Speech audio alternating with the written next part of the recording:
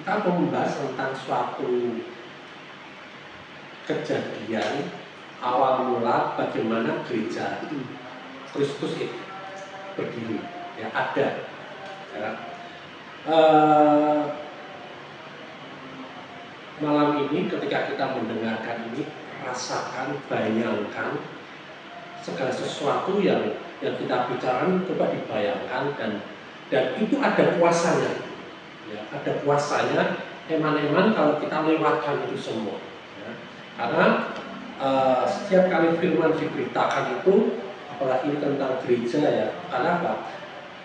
Tuhan memberikan kuasa pada gerejanya, Tuhan memberikan otoritas kepada gereja. Ya, dikatakan alam maut tidak bisa menguasainya lagi.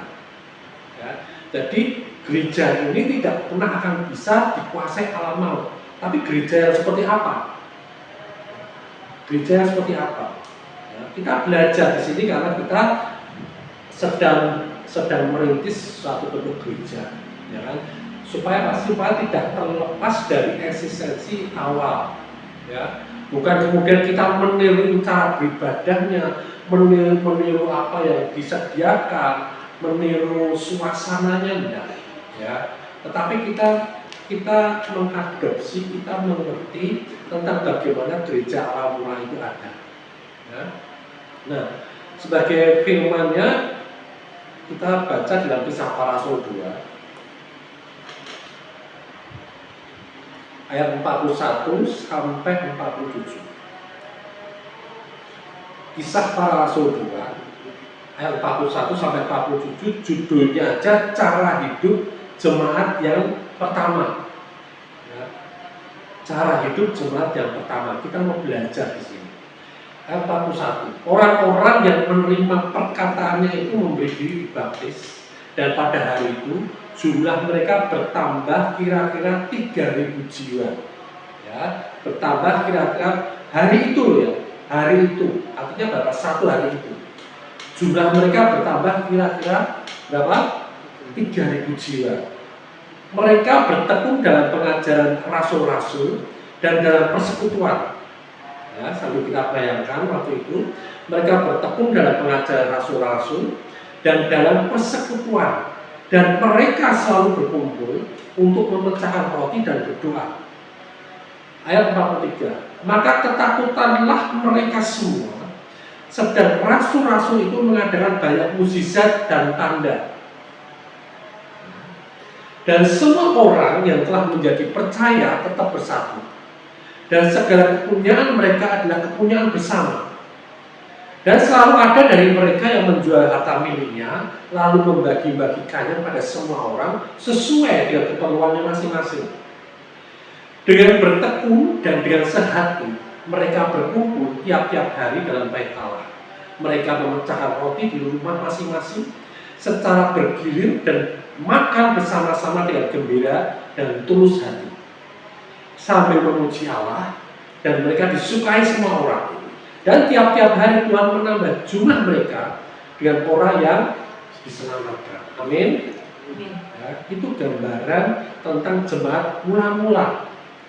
Ya, jadi ini kita boleh bicara tentang jemaat mula-mula, boleh kita bicara tentang suatu sistem dalam kehidupan kerajaan Allah. Ya, sistem kehidupan kerajaan Allah yang diterapkan di dunia oleh para rasul dan jemaat mula-mula pada waktu itu. Jadi ibadah jemaat mula-mula hidup di dalam sistem itu, sistem kerajaan Allah itu. Sebelum apa? Sebelum agama menggantikannya. Ya, kalau hari ini ada sekitar 3.000 sekian agama. Ya, dan yang beragama Kristen itu macam-macam. Ya. Nah, ini kita mau kembali ke sistem kerajaan Allah itu seperti apa. Ya. Yang pertama, dasar ibadahnya. Dasar ibadahnya bukan usaha manusia, tetapi respon terhadap anugerah Tuhan. Ya. Efesus 2 ayat 8 sampai 9 berkata seperti ini, intinya, sebab karena kasih karunia kamu diselamatkan oleh iman, itu bukan hasil usahamu. Jadi jemaat mula-mula ini tidak datang untuk mendapatkan penerimaan seperti agama. Ya. Kalau agama berkumpul, beribadah untuk mereka diterima oleh Tuhan. Ya. Tetapi jemaat mula-mula ini adalah orang-orang yang sudah diselamatkan oleh iman. Dan mereka sadar benar ini bukan hasil usaha mereka, bukan prestasi mereka, bukan karena perbuatan baik mereka. Jemaat mula-mula tidak datang untuk mendapatkan penerimaan, tapi karena mereka sadar mereka sudah diterima. Amin. Ya. Jadi saya yakin kalau Mbak Vera kesini masih dalam hatinya, aku di sana masuk nanti diterima nggak ya? Di depan pintu nggak ya? Kalau malah nggak kesini, ya nggak? Ya, repot. Ya maksudnya ragu-ragu. Enggak. Tapi karena aku itu sudah diterima, aku masuk dalam bagian orang-orang percaya. Ya, di sini aku datang dengan sukacita karena aku ini sudah diterima gitu. Dan aku diterima ini bukan karena kebaikanku, ya, bukan. Tapi karena Tuhan itu baik sama aku. Dari kesadaran itu mereka beribadah, mereka berjemaat, ya, sehingga mereka juga saling menerima satu sama lain, tidak ada penolakan. Ya. Jadi ibadah ini bukan alat untuk mendekatkan diri kita kepada Tuhan, tidak. Tapi ibadah ini adalah respon hati kita, respon alami, natural dari hati yang sudah disatukan dengan Allah. Amin. Ya, itu seperti itu. Seperti dikatakan dalam Ibrani 10 ayat 19 sampai 22 dikatakan seperti ini. Jadi saudara-saudara, oleh darah Yesus, oleh apa? Darah Yesus, kita sekarang penuh keberanian dapat masuk ke dalam tempat kudus. Jadi bukan karena prestasi kita bisa masuk ke tempat kudus, enggak. Tapi karena darah Yesus. Karena Ia telah membuka jalan yang baru dan yang hidup bagi kita melalui tabir, yaitu dirinya sendiri. Dan kita mempunyai seorang yang besar sebagai paroma Allah. Karena itu mari kita menghadap Allah dengan hati yang tulus ikhlas dan keyakinan iman yang teguh. Oleh karena hati kita telah dibersihkan, bukan hati kita sudah tak bersihkan, tapi hati kita sudah dibersihkan dari hati orang yang jahat. Dan tubuh kita telah dibasuh dengan air yang murni, tidak cuma hati kita. Kalau hati kita, oh iya, Tuhan sudah memurnikan hatiku, sudah membersihkan hatiku, tapi tubuhku masih sudah layak belum? Ya. Di sini firman katakan, dan tubuh kita telah dibasuh dengan air yang murni. Amin. Apa itu air yang murni? Firman. Ya. Firman itu siapa? Yesus. Ya. Jadi Yesus ini jalan bagi kita untuk datang pada Tuhan. Kita datang dengan tulus ikhlas, dengan hati yang murni, dengan respon yang oh aku ini datang karena aku memang ditunggu kedatanganku. Ya. Tidak ada lagi jarak, amin, antara kita dengan Tuhan. Tidak ada lagi suatu ritual penyucian diri sebelum ibadah, tidak perlu. Ya, tidak ada ritual penyucian, tidak perlu aja. Ya. Semua orang datang sebagai anak, bukan orang berdosa yang sedang mencoba upaya. Amin. Kita datang sebagai anak pada Bapa. Ya, kita habis main-main, habis hujan-hujanan, ya kan? Ada Bapak kita langsung datang meluk aja. Ya, nggak akan marah, nggak akan kita dibuang, nggak mungkin. Enggak, ya. Semua orang datang kita sebagai anak yang diterima oleh Bapak kita. Amin. Ya. Nah, kemudian pengajarannya seperti apa sih? Ya. Tadi ketika kita datang itu karena respon hati kita, karena kita ini sudah diterima, bukan untuk diterima, tapi kita ini sudah diterima, kita datang. Ya, dengan hati yang murni, kita datang magledeng. Karena apa? Karena aku di sini diterima oleh Bapak. Ya. Kemudian kisah para rasul kata seperti ini. Mereka bertemu dalam pengajaran rasul-rasul dan dalam persekutuan, dan mereka selalu berkumpul untuk memecahkan roti dan berdoa. Jadi mereka bertemu dalam pengajaran siapa? Rasul-rasul. Ya. Jadi pengajaran rasul ini bukan bicara tentang moral, ya, bukan bicara tentang berbuat baik dan berbuat jahat, tidak. Ya.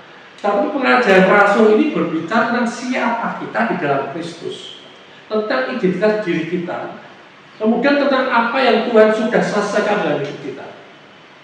Itu pengajaran rasul-rasul. Nah, pengajaran rasul itu bagaimana kita hidup dari roh yang sudah mengalami kelahiran kembali. Itu pengajaran rasul-rasul. Ya. Bukan tentang, oh kamu harus berbuat baik. Kamu harus, bukan berarti berbuat baik itu tidak penting. Ya, tetap penting. Tetapi yang diajarkan adalah perbuatan baiknya Tuhan. Supaya apa? Supaya buah yang keluar dari kita ini mencerminkan apa yang Tuhan lakukan. Amin. Seperti itu. 1 Korintus 2 ayat 2. Ya, dikatakan seperti itu. Sebab aku telah memutuskan untuk tidak menyertai apa-apa di antara kamu selain Yesus Kristus, yaitu Dia disalibkan. Ini apa ya? Istilahnya radikal ya. Aku memutuskan untuk tidak peduli apapun, untuk tidak mengetahui apa-apa selain Yesus Kristus, yaitu Dia disalibkan. Itu sudah menjadi keputusan jemaat Korintus. Ya. Jadi pusat mereka ketika mereka beribadah ini tidak berpusat pada dosa, tidak berpusat pada kesalahan, tidak berpusat kepada oh ini ada setan, ada iblis di sini, enggak.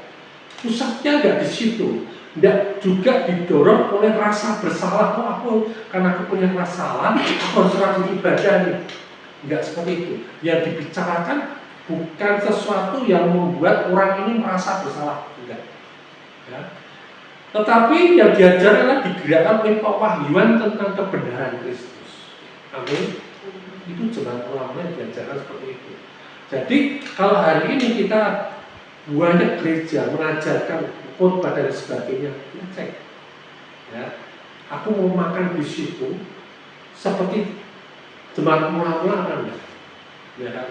Di mana ya jemaat ulama yang dikabarkan, yang diberitakan tentang Kristus, semuanya Kristusentris, semuanya berpusat pada Kristus. Bukan khotbah yang menimbulkan apalagi nyindir-nyindir ya kan enggak, tapi sesuatu yang Kristusentris. Ya, apa yang dilakukan Kristus, apa yang sudah dilakukan Kristus, apa yang dipunyai Kristus, yang sekarang sudah ada dalam hidup kamu, identitas diri kamu dalam Kristus seperti apa? Jadi, amin. Ya. Kemudian tadi bentuknya, kemudian apa yang diajarkan, kemudian persekutuan, ya persekutuan. Jadi persekutuan ini bukan program gereja. Oh, hari Rabu ada SRC, terus nanti 11 kali, 12 kali ada THR. Nah, ya itu jangan dianggap sebagai program gereja.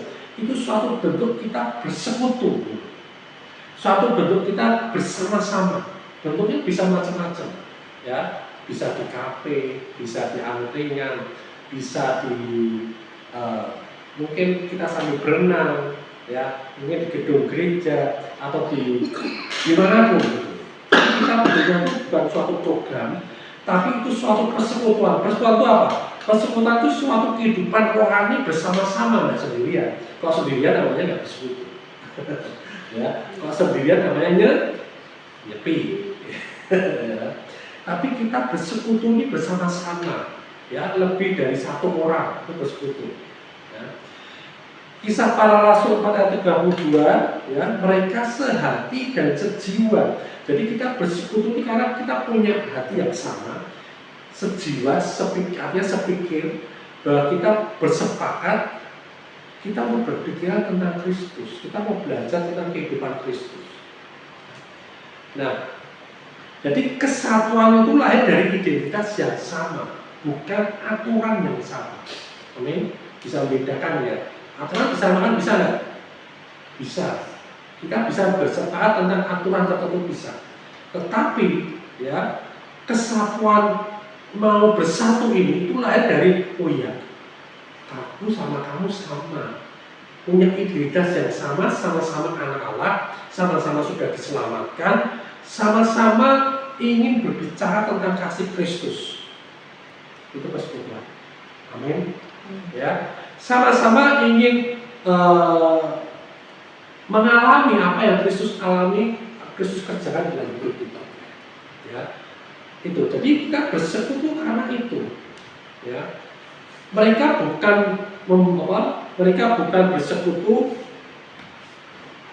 karena beda-beda. Kalau kita beda pendapat, ya, tapi kalau kita punya identitas diri yang sama, jaga identitas diri. Ya, misalkan seperti ini, kita punya identitas diri kita yang sama, kita sama-sama anak Allah, amin. Tapi suatu saat kita terjadi miss dengan yang lain, tetap pegang identitas diri. Sama-sama anak Allah, ya, sama-sama ciptaan baru, sama-sama dikasihi oleh Tuhan, ya. Jadi kita kembali lagi pada identitas itu, sehingga kita tetap bersekutu walaupun ada perbedaan pendapat. Amin. Seperti itu. Ya. Jadi karena kasih Allah itu mengalir dari dalam, bukan dari luar, bukan kalau dia ngasih aku mengasihi dia. Kalau aku disakiti ya aku bisa aja balas menyakiti dia. Tapi kasih itu, persekutuan itu dari dalam mengalir keluar. Jadi tidak, jadi murni. Ya. Nah, 2 Korintus 8 ayat 1 sampai 5 itu berbicara tentang pemberian. Ya. Mereka memberi menurut kemampuan mereka, tidak dipaksa, ya. Bahkan melampaui kemampuan mereka. Ya. Karena mereka memberi bukan paksaan, mereka memberi bukan karena manipulasi emosi.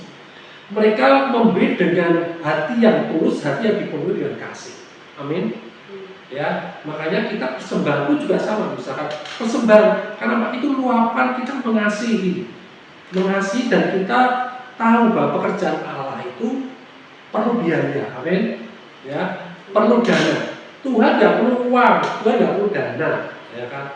Tetapi pekerjaan Tuhan di dunia ini perlu dana, perlu keuangan, ya kan. Jemaat mula-mula pada waktu itu sadar itu dan mereka mau memberi supaya apa? Supaya pekerjaan Allah ini terus. Bayangkan sehari mereka yang bertobat 3.000 orang dan tiap hari bertambah terus. Ya, itu biayanya kecil atau besar? Besar pasti. Ya, tetapi mereka bisa atasi itu karena apa? Mereka memberi menurut kemampuan mereka. Mereka akan melampaui kemampuan mereka karena kasih. Amin. Ya. Nah, kemudian tentang apa? Tentang doa. Ya.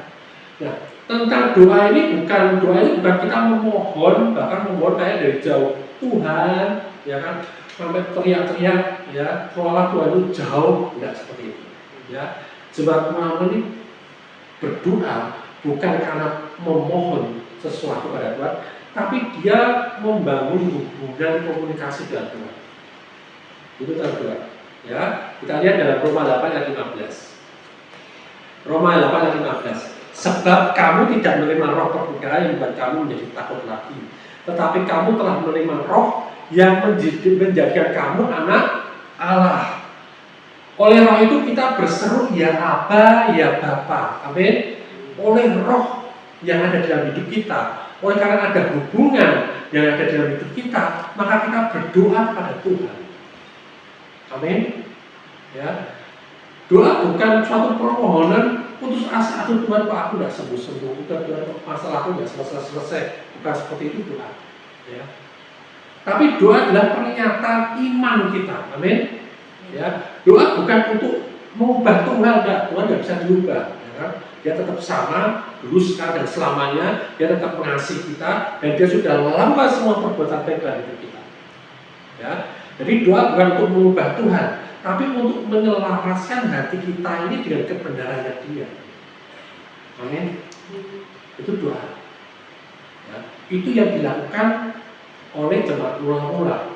Mereka berdoa ini menyelaraskan apa maunya Tuhan, kebenarannya apa, itu yang mereka lakukan. Ya. 1 Yohanes 5:14, ya, 1 Yohanes 5:14, dan inilah ya, keberanian percaya kita kepadanya, yaitu bahwa Dia mengabulkan doa kita. Amin. Jika kita meminta sesuatu kepadanya menurut kehendaknya. Jadi kalau kita tidak pernah baca firman, ya kita tidak tahu kehendak Tuhan. Kita tidak bisa berdoa. Ya. Simpel, sederhana sekali, ya kan? Makanya jemaat mula-mula itu berdoa dengan keberanian. dengan kepastian, ya, karena mereka tahu posisi mereka di dalam Kristus ini sebagai apa. Waktu sebagai anak, aku layak dong minta pada Bapakku, Bapak aku minta rumah, Bapak aku minta kendaraan, Bapak aku minta sembuh. Wajar sebagai anak, karena kita ngerti kebenaran itu. Tapi kalau kita sebagai budak atau sebagai orang lain mau minta kepada seseorang, kita pasti ragu, ya, tidak berani.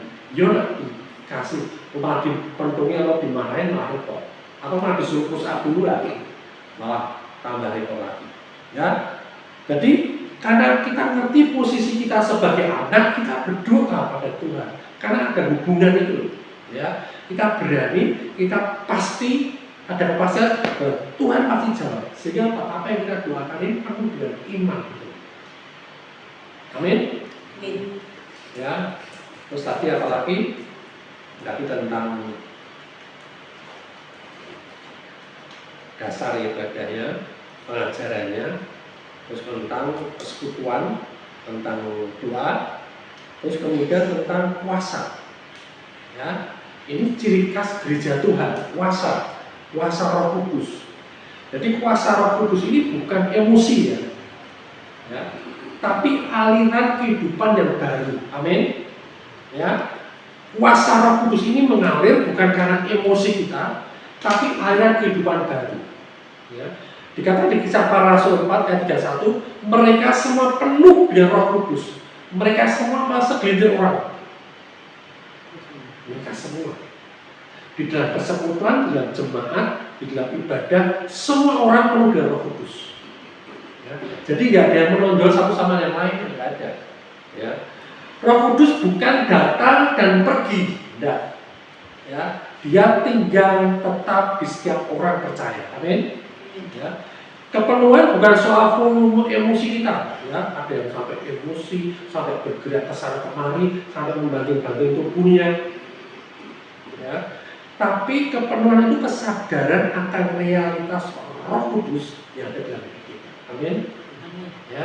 Ketika kita sadar akan Roh Kudus dalam hidup kita, kita bersekutu, kita memuji Tuhan, kita menyembah Dia dengan ekspresi yang baik, ya, yang teratur, ya. Nah, dalam 1 Korintus 6 ayat 17 dikatakan seperti ini. 1 Korintus 6 ayat 17. Siapa yang mengikatkan dirinya pada Tuhan menjadi satu roh dengan Dia. Amin. Satu roh apa sendiri-sendiri? Satu roh. Jelas ya. Jadi kita ketika kita beribadah seperti ini, kita punya kesadaran bahwa kita ini sudah satu roh dengan Tuhan. Ya. Dan tidak bisa terpisahkan lagi. Amin. Ya. Nah.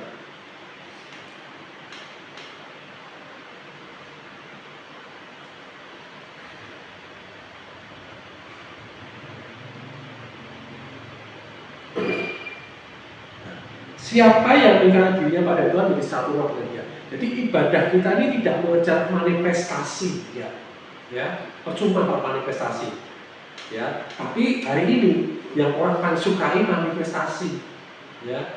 Bahkan kita pernah diusir dari tempat ibadah gara-gara apa? Kamu nggak ada tumpang tangan, kamu nggak ada altar call, kamu nggak ada manifestasi.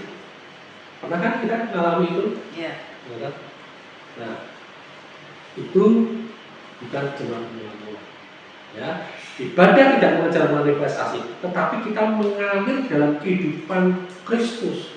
Percuma kalau hari itu kita manifestasi, kita sampai geblak sana, geblak sini, sampai kita teriak-teriak, tapi kehidupan kita gitu-gitu aja percuma. Tidak ada kehidupan Kristus dalam hidup kita. Ya, aliran Roh Kudus itu bicara tentang bagaimana Dia mengalirkan kehidupan Kristus dalam kehidupan kita. Amin. Ya. Jadi jangan kecil hati. Oh, gerejaku kok beda ya sama mereka. Mereka tuh kayaknya ungkapannya kenceng. Mereka tuh kayaknya Roh Kudusnya tuh hebat, ya kan? Tapi di gereja kita kok gitu aja. Mau dibikin debat. Saya ngalami ketika saya doain orang belum apa-apa sudah loncat untuk di belakang sudah ada kecap. Ya. Tapi hasilnya apa? Tidak ada perubahan. Karena dia tidak pernah mendengar firman. Gitu. Ya, sehingga hidupnya gitu-gitu aja, hanya mengejar manifestasi, ya kan, mengejar wow di situ nanti kalau itu bisa roboh semua.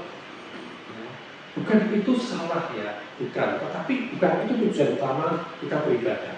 Amin. Ya, tujuan kita beribadah ketika Roh Kudus mengalir, Dia memanifestasikan kehidupan Kristus dalam hidup kita. Amin. Amin. Amin.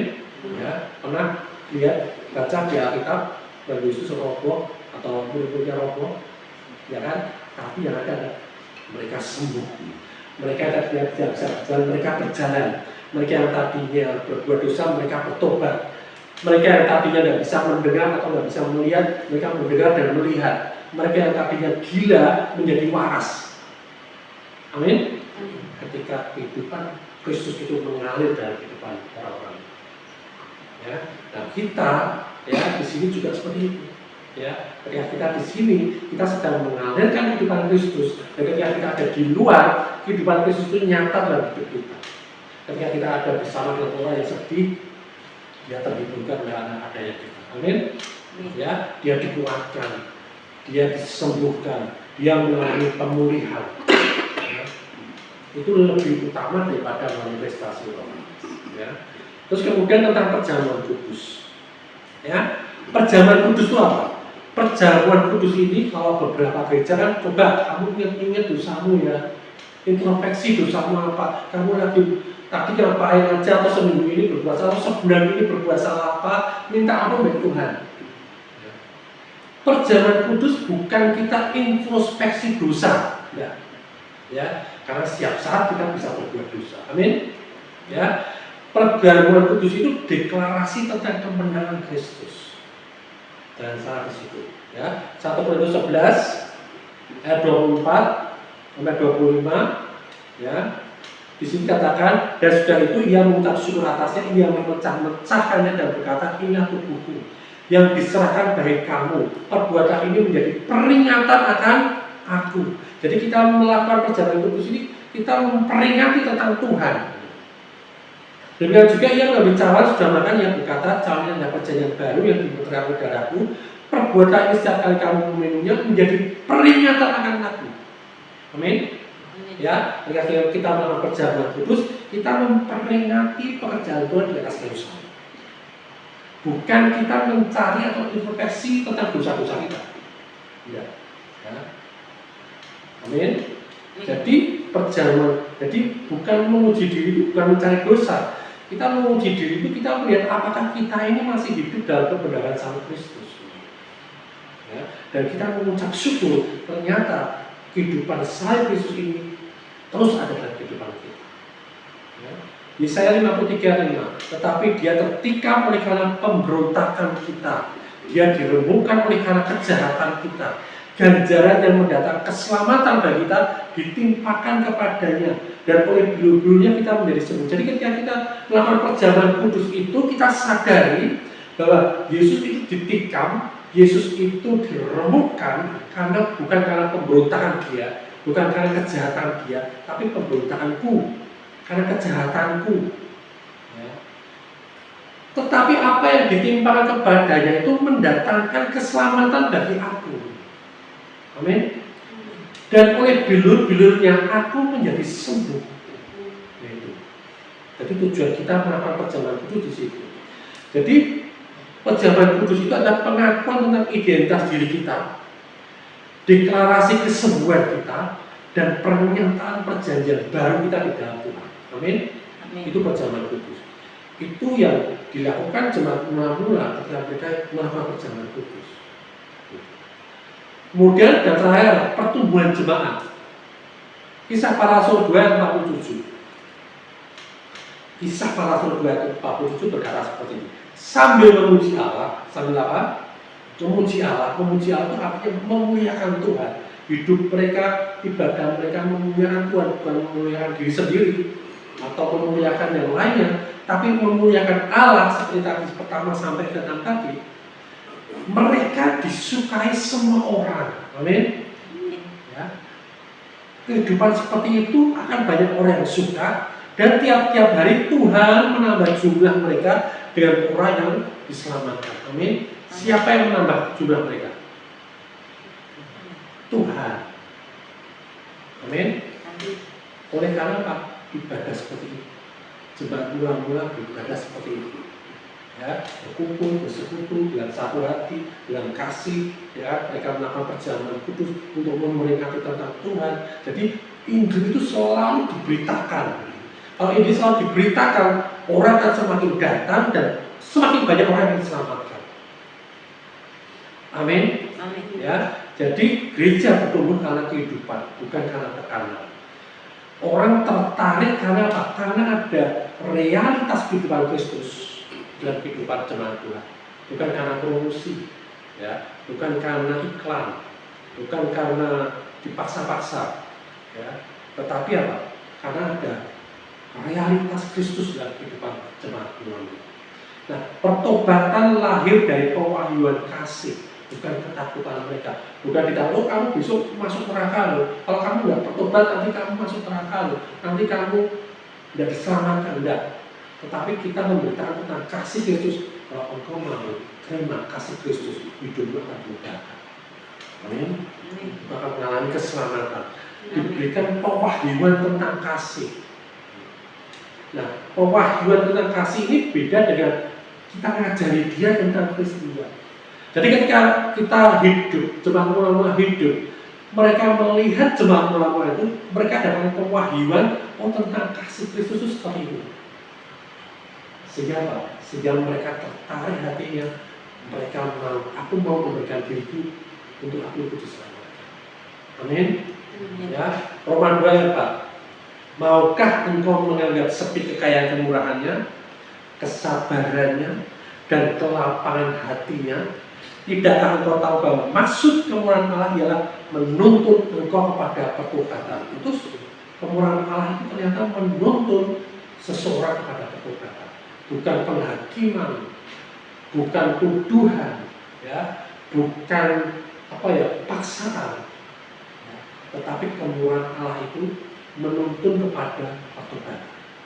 Ketika dia mengalami kasih Allah, ya, mestinya dalam kehidupannya mengalami pertobatan. Nah, kesimpulannya apa? Ibadah jemaat mula-mula. Ya, yang pertama tadi hidup dari identitas yang baru sebagai apa? Anak Allah. Ya, yang kedua dipimpin oleh Roh Kudus yang tinggal di dalam. Ya, bukan dari luar. Dipimpin oleh Roh Kudus yang tinggal di dalam. Ya. Kemudian yang ketiga, berpusat pada karya salib yang sudah selesai. Amin. Ya. Jadi berpusat pada karya salib yang sudah selesai. Kemudian yang keempat, mengalir, ya, bukan karena dipaksa. Ya. Yang kelima, alami, ya, sesuatu yang natural, bukan sesuatu yang religius, gitu. Bukan yang harus pakai nilai, harus berjalan pelan-pelan, harus menyampaikan sesuatu dengan hikmat yang luar biasa. Enggak seperti itu. Dengan tata-cara khusus yang religius, tidak seperti itu. Tetapi sesuatu yang natural, yang keluar alami dari hidup masing-masing jemaat. Ya. Kemudian yang terakhir apa? Penuh kuasa, bukan tekanan. Ya. Bukan karena tekanan, bukan karena intimidasi, bukan karena tuduhan, tapi suatu ibadah yang penuh dengan kuasa, kehidupan jemaat yang penuh dengan kuasa. Amin. Jadi mereka tidak mencoba untuk menjadi rohani, ya. Mereka nggak mencoba untuk menjadi rohani, tapi mereka hidup dari roh yang sudah dihidupkan. Amin. Bukan mereka berusaha untuk rohku supaya hidup, rohku supaya berkobar-kobar, enggak. Tapi mereka datang dengan kobaran rohani mereka, ya. Satu yang sudah dihidupkan dalam keluarga mereka. Ya, sehingga apa? Ini gambaran tentang jemaat mula-mula. Nah, setelah kita tahu hal ini semua, kita belajar. Ya, mumpung masih sedikit, ya, kita percaya dengan kita melakukan apa yang jemaat mula-mula lakukan. Walaupun jemaat-jemaat itu sekarang juga sudah ada, jemaat mula-mula itu. Tetapi orang Kristen ada berapa juta di dunia ini? Ya, setiap hari bertambah, beribu-ribu orang terus bertambah. Kenapa? Dasarnya adalah pengajar para rasul. Dasarnya adalah ada kesatuan, ada persekutuan. Dasarnya adalah adanya kasih. Dasarnya adalah kesadaran identitas kita di dalam Allah. Kita sebagai anak-anak Allah. Ya, identitas kita sebagai anak Allah itu jangan sampai kalau hilang nggak mungkin. Ya, tapi jangan sampai terlupakan. Oh iya, aku anak sopo kan mungkin seperti itu. Ya, oh iya, aku ternyata anak Allah. Ada. Itu sudah menjadi identitas diri kita. Tidak usah timbang-timbang, tidak perlu dibuktikan, ya. Tetapi jalani hidup sebagai anak Allah. Identitas kita. Ya. Nah, yang utama ya dipimpin oleh Roh Kudus yang tinggal di dalam. Ya. Jadi kita jangan cari pimpinan roh dari luar, bahaya. Kalau cari pimpinan roh dari luar, ketemunya roh apa kita nggak ngerti, ya kan? Tapi pimpinan Roh Kudus yang ada di dalam. Ya, oh ya, Roh Kudus, kau sudah ada di dalam aku. Mari Roh Kudus berikan kewahyuanmu, hikmatmu, pengertianmu, pengetahuanmu, ingatkan aku akan firmanmu, sehingga aku bisa menyelesaikan apapun kondisiku, apapun pergumulan hidupku, apapun masalahku, dan aku percaya karena aku anak Allah. Ya, aku punya hubungan dengan Allah, hubungan yang punya kuasa, sehingga apa? Segala sesuatu yang dalam hidupku, masalah apapun itu juga, ya, tidak berarti. Kalah semua. Amin. Ya, tidak bisa, mereka tidak bisa menang. Aku ini pemenang, bukan masalahku yang menang, tapi aku ini yang menang. Nah, ketika kita mengerti, sadar bahwa aku ini pemenang, ya sikap kita sebagai pemenang. Nggak ada pemenang, tapi ketemu musuh mindi sembunyi-sembunyi kan enggak. Ya. Tapi kalau kita ketemu pemenang, ketemu musuh, kita gagal. Ya, kita menamakan diri kita, sehingga apa? Musuh yang lari. Amin. Nah, seperti itu. Jadi mengalir itu bukan dipaksakan ya. Mengalir itu bukan dipaksakan, bukan seperti orang manifestasi goyang-goyang. Ya. Kalau dulu dikatakan di firman Tuhan, ketika mereka berdoa menyembah, ya rumah ini yang goyang, bukan orang yang berdoa yang goyang. Yang manifestasi juga, ya kan? Tapi rumahnya yang goyang. Artinya apa? Ketika Roh Kudus itu mengalir, dia mampu membincangkan apapun dalam kehidupan kita, sehingga tidak dari Tuhan itu rontok. Amin. Seperti itu. Ya. Kemudian natural, ya tadi ya natural ya, bukan dibuat-buat, bukan dipakai, bukan seperti upacara tertentu, ya natural aja, ya. Dan itu tahu nggak? Jemaat pelaku itu beribadah itu tidak ada mingguan, tiap hari berkata seperti. Amin. Loh, hari ini gimana Pak Sam? Wah, aku kerja, aku ada sekolah, aku pendidikan, aku ada kesibukan. Masa tiap hari harus ibadah? Nah, persekutuan tidak harus kita ketemu ibadah 100 jam. Tapi tiap hari kita dipelihara di dalam kasih persaudaraan. Tiap hari kita dipelihara dalam persekutuan. Dan puji Tuhan kita sekarang punya alat bantu apa? WA Group. Ya, WA Group. Kita bisa berinteraksi, ya. Kemudian kita bisa jajan, yuk hari ini kemana ya, kuring kemana, ya kan? Seperti itu. Jadi bukan suatu rutinitas, tapi suatu yang natural yang keluar dari tubuh kita, keluar dari hati kita untuk kita rindu bersekutu, menyatakan kasih kita kepada Tuhan, dan kita menerima sesuatu yang terbaik pada Tuhan. Amin. Yang terakhir penuh kuasa, bukan kanan. Ya, penuh kuasa. Jadi kalau kayaknya kita nggak ada kuasa tuh ya, aku masih belum berhasil ya, jangan tertekan, jangan tertuduh, ya. Tetap kuasa itu tetap ada. Mau kita rasakan, mau nggak kita rasakan, kuasa itu terus mengalir. Amin. Ya, karena kita anak Allah. Karena identitas diri kita anak Allah. Tapi jangan terintimidasi. Aku menyembuhkan orang, mendoain orang, nggak sembuh ya, malah mati. Jangan terintimidasi. Ya kan? Tetapi tetap lakukan apa yang Tuhan lakukan, pasti berkuasa, dan itu baik untuk kita dan baik untuk kita orang yang kita keluarga. Amin. Tuhan Yesus.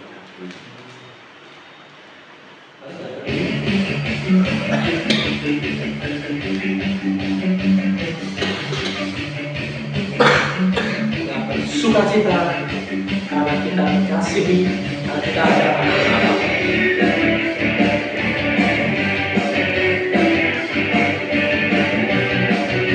Jangan pernah ragu ada kesetiaan Tuhan. Amin. Tak pernah ragu akan kesetiaanmu, pegang hidupku. Sepenuh jiwaku, ku yakin dan percaya, kau tuntut langkahku. Yesus Tuhan dalam hidupku, kuasa percaya untuk selamanya. Hanya Kau Tuhan, sumber kekuatan, kuasa-Mu tercurah bagiku senantiasa. Dengan-Mu Tuhan, ku kan berjalan dari kemuliaan sampai kemuliaan selamanya.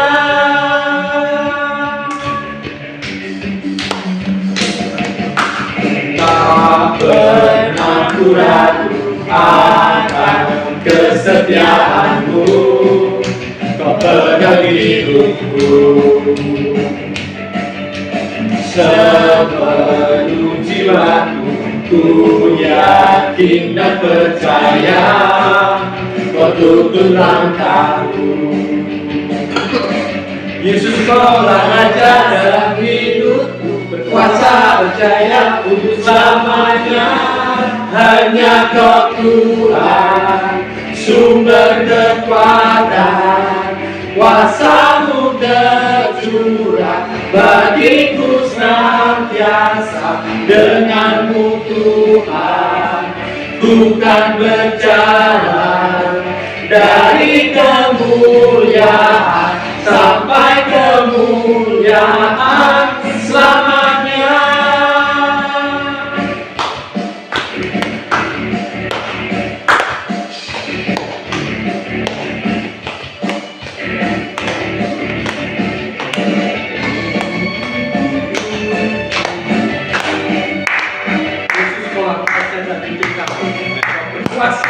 Kau percaya selama-lamanya.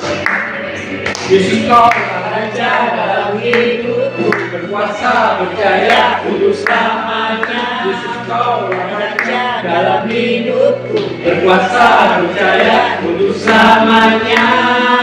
Hanya Kau Tuhan, sumber kekuatan, kuasa-Mu tercurah bagiku senantiasa. Dengan-Mu Tuhan, bukan berjalan dari kemuliaan sampai kemuliaan. Tuhan, sumber kekuatan, kuasa-Mu tercurah bagiku senantiasa. Dengan-Mu Tuhan, bukan berjalan dari kemuliaan sampai kemuliaan selamanya.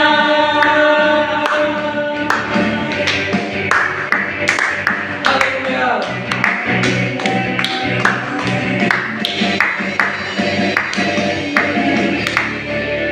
Haleluya. Terima kasih Bapak, kami ucap syukur untuk ibadah pada sore malam hari ini. Kami boleh belajar tentang jemaat mula-mula, sehingga kami tahu bagaimana jemaat mula-mula hidup, bagaimana Kau memberikan kehidupan atas hidup mereka Tuhan. Dan kami mau belajar Tuhan, sehingga apa yang kami lakukan hari ini sejalan dengan apa yang Kau lakukan bagi jemaat-jemaat pada mula-mula. Bagaimana kami menyadari tentang identitas diri kami tahu tentang apa yang ada dalam hidup kami tahu tentang kuasa Roh Kudus yang dalam hidup kami, dan kami tahu Tuhan Kau senantiasa ada dalam hidup kami, sekalipun Kau tidak pernah meninggalkan kami Tuhan, dan Kau menyertai kami dengan semua natural-Mu Tuhan, dan semua apa yang Kau punya Tuhan. sehingga apa yang ada dalam kerajaan Allah terjadi di bumi ini Tuhan, oleh karena persekutuan kami Tuhan. Terima kasih Bapak, kami ucap syukur, dan saatnya kami akan berpisah satu sama lain, dan kami akan menikmati juga berkat-Mu. Segala sesuatu yang Kau sudah sediakan dalam hidup kami, kami mau menikmati semuanya Tuhan, dan itu semua berguna bagi kesehatan kami, berguna bagi apa yang menjadi pikiran pertimbangan kami, berguna bagi kelangsungan gereja itu. Terima kasih Bapak, kami ucap syukur, kami tetap bersatu dalam kasih-Mu Tuhan, bersekutu terus bersama Tuhan, dan kami terus menyatakan roh-Mu, menyatakan kuasa-Mu, menyatakan integritas-Mu Tuhan dalam setiap kehidupan kami. Kami menyatakan kehidupan-Mu Tuhan, sehingga orang akan melihat Engkau dalam kehidupan kami Tuhan, dan mereka akan menerima kasih-Mu, mereka akan menerima belas kasihan-Mu Tuhan, mereka akan diselamatkan. Terima kasih Bapak, kami ucap syukur, dan mari kita terima berkat daripada Bapak. Kasih Allah Bapa yang begitu dalam, anugerah keselamatan dari Tuhan Yesus Kristus, dan persekutuan yang manis dengan Roh Kudus menyertai hidup kita semua. Biarlah setiap langkah kita semakin intim dengan Tuhan, setiap hati dan ucapan kita semakin dekat dengan hatinya, dan setiap hari kita dipenuhi dengan kuasa hadiratnya. Pergilah dengan damai sejahtera, jadilah terang di tengah dunia, alami kuasa keintiman dengan Bapa yang membawa pemulihan, membawa kekuatan, membawakan kemenangan. Dalam nama Tuhan Yesus Kristus, kita yang percaya dan bersepakat, kita bersama-sama berkata, Amin. Tuhan Yesus memberkati. Merdeka.